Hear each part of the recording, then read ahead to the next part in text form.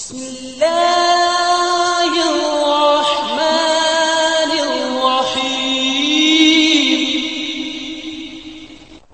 ہرقل شاہ روم نے قریش کے قافلے میں ایک آدمی بلانے کو بھیجا، اور اس وقت یہ لوگ تجارت کے لیے ملک شام گئے ہوئے تھے، اور یہ وہ زمانہ تھا جب رسول اللہ صلی اللہ علیہ وسلم نے قریش اور ابو سفیان سے ایک وقتی عہد کیا ہوا تھا۔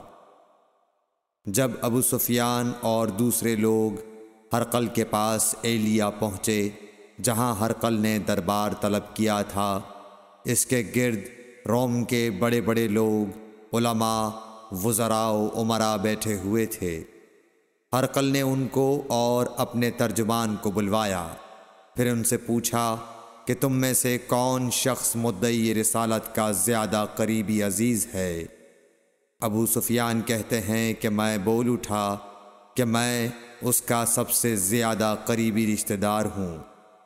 یہ سن کر ہرقل نے حکم دیا کہ اس ابو سفیان کو میرے قریب لا کر بٹھاؤ اور اس کے ساتھیوں کو اس کی پیٹھ کے پیچھے بٹھا دو۔ پھر اپنے ترجمان سے کہا کہ ان لوگوں سے کہہ دو کہ میں ابو سفیان سے اس شخص یعنی محمد صلی اللہ علیہ وسلم کے حالات پوچھتا ہوں، اگر یہ مجھ سے کسی بات میں جھوٹ بول دے تو تم اس کا جھوٹ ظاہر کر دینا۔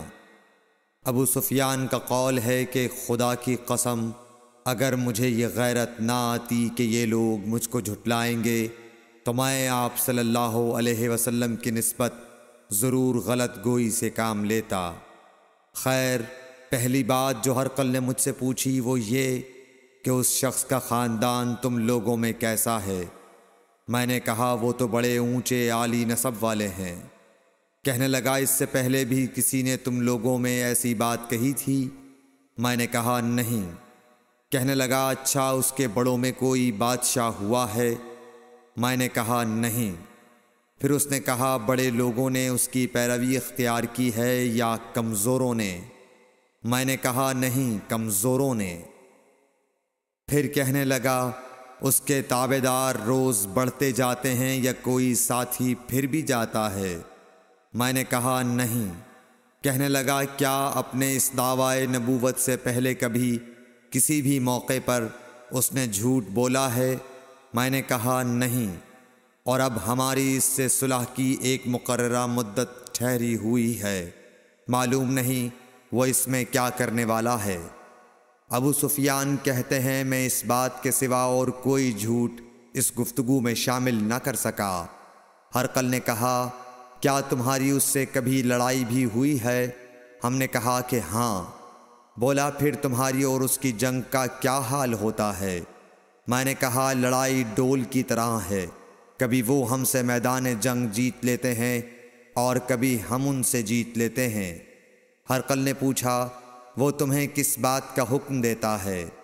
میں نے کہا وہ کہتا ہے کہ صرف ایک اللہ ہی کی عبادت کرو، اس کا کسی کو شریک نہ بناؤ، اور اپنے باپ دادا کی شرک کی باتیں چھوڑ دو، اور ہمیں نماز پڑھنے، سچ بولنے، پرہیزگاری اور صلہ رحمی کا حکم دیتا ہے۔ یہ سب سن کر پھر ہرقل نے اپنے ترجمان سے کہا کہ ابو سفیان سے کہہ دے کہ میں نے تم سے اس کا نسب پوچھا تو تم نے کہا کہ وہ ہم سے عالی نسب ہے، اور پیغمبر اپنی قوم میں عالی نسب ہی بھیجے جایا کرتے ہیں۔ میں نے تم سے پوچھا کہ دعوی نبوت کی یہ بات تمہارے اندر اس سے پہلے کسی اور نے بھی کہی تھی؟ تو تم نے جواب دیا کہ نہیں۔ تب میں نے اپنے دل میں کہا کہ اگر یہ بات اس سے پہلے کسی اور نے کہی ہوتی تو میں سمجھتا کہ اس شخص نے بھی اسی بات کی تقلید کی ہے جو پہلے کہی جا چکی ہے۔ میں نے تم سے پوچھا کہ اس کے بڑوں میں کوئی بادشاہ بھی گزرا ہے؟ تو تم نے کہا کہ نہیں۔ تو میں نے دل میں کہا کہ ان کے بزرگوں میں سے کوئی بادشاہ ہوا ہوگا تو کہہ دوں گا کہ وہ شخص اس بہانے اپنے آباء و اجداد کی بادشاہت اور ان کا ملک دوبارہ حاصل کرنا چاہتا ہے۔ اور میں نے تم سے پوچھا کہ اس بات کے کہنے یعنی پیغمبری کا دعویٰ کرنے سے پہلے تم نے کبھی اس کو دروغ گوئی کا الزام لگایا ہے؟ تم نے کہا کہ نہیں۔ تو میں نے سمجھ لیا کہ جو شخص آدمیوں کے ساتھ دروغ گوئی سے بچے وہ اللہ کے بارے میں کیسے جھوٹی بات کہہ سکتا ہے۔ اور میں نے تم سے پوچھا کہ بڑے لوگ اس کے پیرو ہوتے ہیں یا کمزور آدمی؟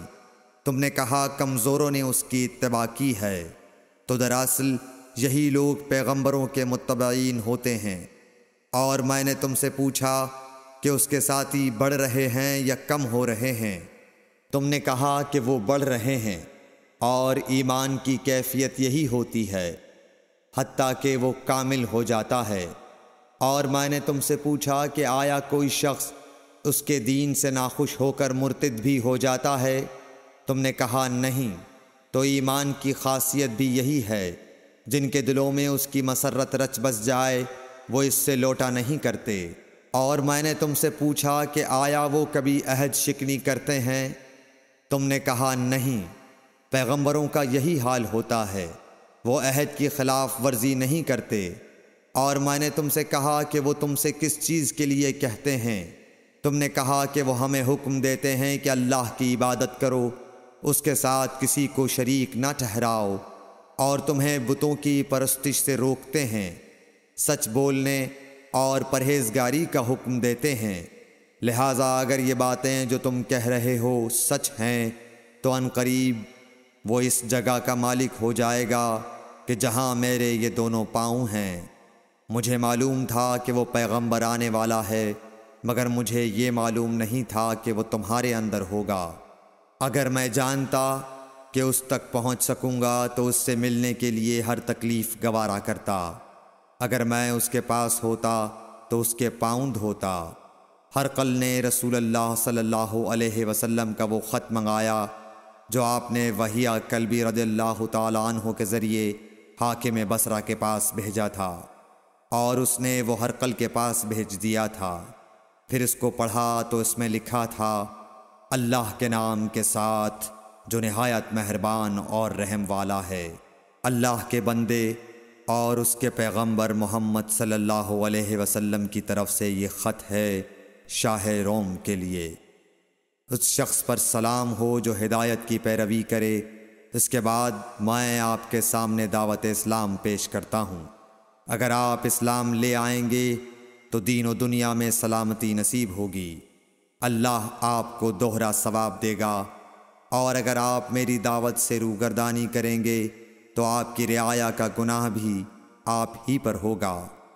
اور اے اہل کتاب، ایک ایسی بات پر آ جاؤ جو ہمارے اور تمہارے درمیان یکساں ہے، وہ یہ کہ ہم اللہ کے سوا کسی کی عبادت نہ کریں اور کسی کو اس کا شریک نہ ٹھہرائیں، اور نہ ہم میں سے کوئی کسی کو خدا کے سوا اپنا رب بنائے۔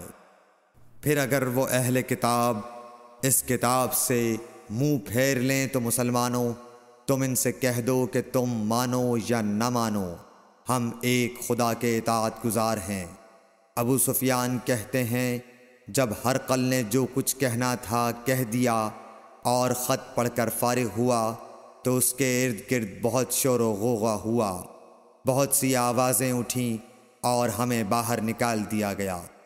تب میں نے اپنے ساتھیوں سے کہا کہ ابو کبشہ کے بیٹے حضرت صلی اللہ علیہ وسلم کا معاملہ تو بہت بڑھ گیا۔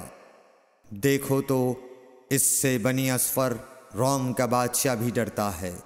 مجھے اس وقت سے اس بات کا یقین ہو گیا کہ حضور صلی اللہ علیہ وسلم عنقریب غالب ہو کر رہیں گے، حتیٰ کہ اللہ نے مجھے مسلمان کر دیا۔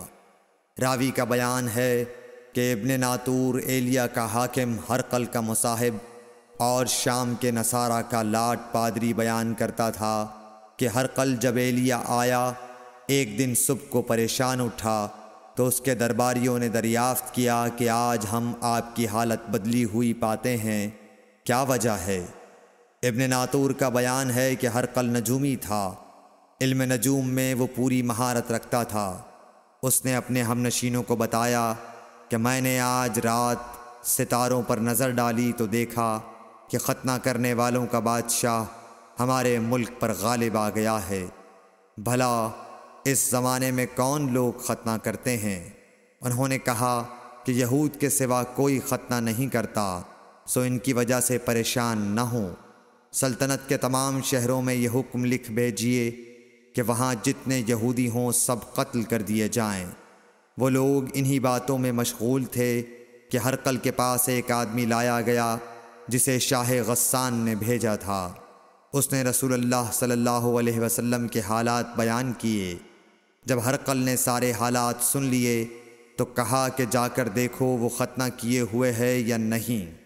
انہوں نے اسے دیکھا تو بتلایا کہ وہ ختنہ کیا ہوا ہے۔ ہرقل نے جب اس شخص سے عرب کے بارے میں پوچھا تو اس نے بتلایا کہ وہ ختنہ کرتے ہیں۔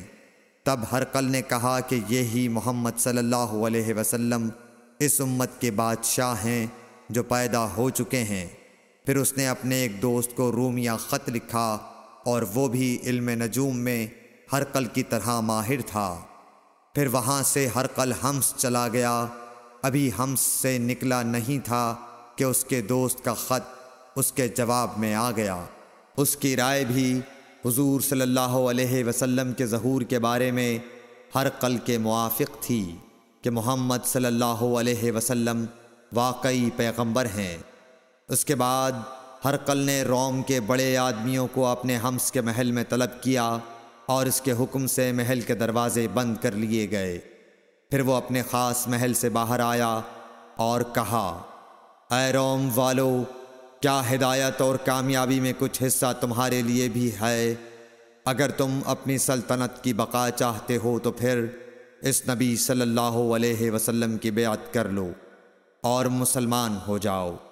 یہ سننا تھا کہ پھر لوگ وحشی گدھوں کی طرح دروازوں کی طرف دوڑے مگر انہیں بند پایا۔ آخر جب ہرقل نے اس بات سے ان کی یہ نفرت دیکھی اور ان کے ایمان لانے سے مایوس ہو گیا تو کہنے لگا کہ ان لوگوں کو میرے پاس لاؤ۔ جب وہ دوبارہ آئے تو اس نے کہا، میں نے جو بات کہی تھی اس سے تمہاری دینی پختگی کی آزمائش مقصود تھی، سو وہ میں نے دیکھ لی۔ تب یہ بات سن کر وہ سب کے سب اس کے سامنے سجدے میں گر پڑے اور اس سے خوش ہو گئے۔ بالآخر ہرقل کی آخری حالت یہی رہی۔ صحیح بخاری حدیث نمبر 7۔